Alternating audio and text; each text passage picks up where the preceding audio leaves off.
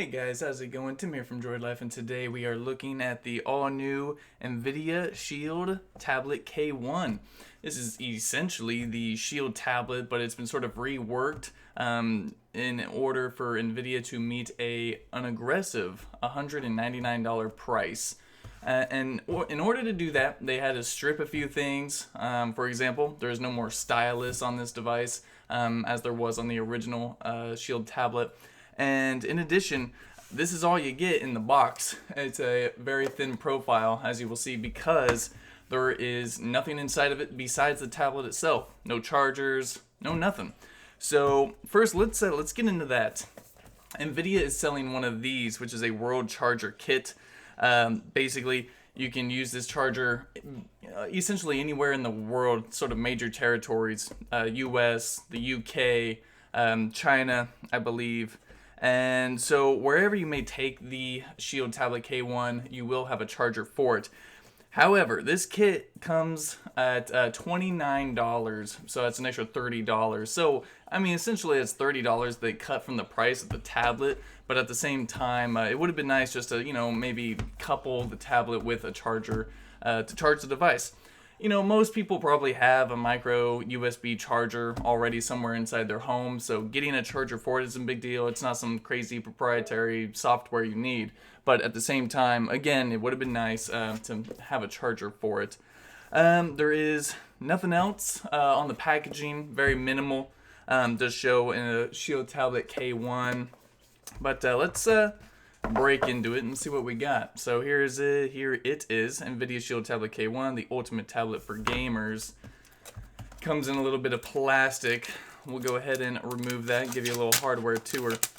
So while we're looking at the outside, let's go over the specs. It's a 8-inch display. It is full HD. It's a little higher resolution than 1080p. We got two front-facing stereo speakers. It does have the Tegra K1 processor with 2 gigs of RAM. When benchmarked, it is a high-performing processor, great for mobile gaming, which is basically what NVIDIA is pretty much known for, at least in the Android community. On the side here, right here, we have 3.5mm headphone jack, sort of a mini HDMI port, micro USB, 5-megapixel rear-facing camera, and then it also has a 5-megapixel front-facing camera right there on the left-hand side. So we'll power this up and see if we got any juice. There it is. So while that's booting up, we can keep looking at what's inside the box.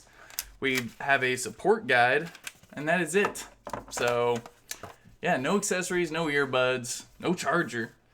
But that's why you've got this. I'm not going to unbox this because there's 6 pieces in there, and I'll lose them all as soon as I do.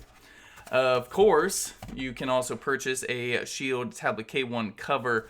I believe this is priced at $29 as well, but that is also available on their website.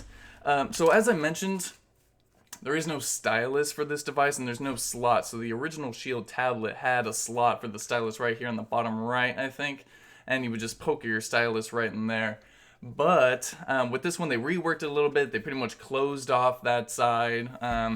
There's no difference in the size or really the weight. All it was just a little stylus. So no stylus, but the software is still there. So you'll still get NVIDIA Dabbler software, which is what they used in order to play with the stylus.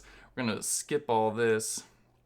That way I can show you the pretty much stock Android software that it's running. It is running Android 5.1.1 out of the box. I agree. And we're going to turn up the brightness here. That way you can see everything I'm doing. So here it is. Android 5.1.1. Of course, NVIDIA always bakes in these really cool wallpapers, and that's one of them. So we're going to go into the settings menu here, go all the way down, about tablet. There's Android version 5.1.1. NVIDIA's been really good about Android updates, at least from my experience with the devices I've owned from NVIDIA.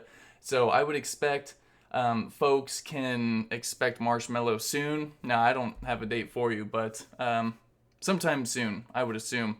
On the top there also, micro SD card for up to 128 gigs of storage, so keep that in mind.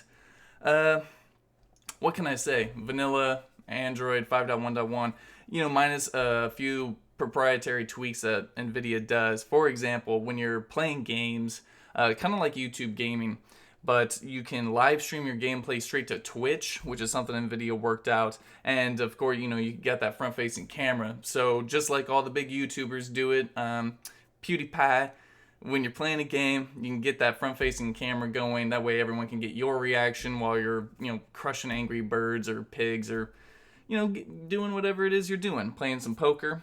It's up to you.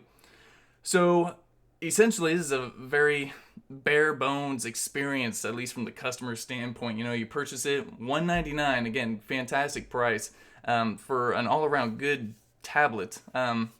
It's a sturdy feel. Everything NVIDIA has built, at least for Android, always feels pretty good. I wouldn't necessarily say premium, because it definitely has like this plastic exterior.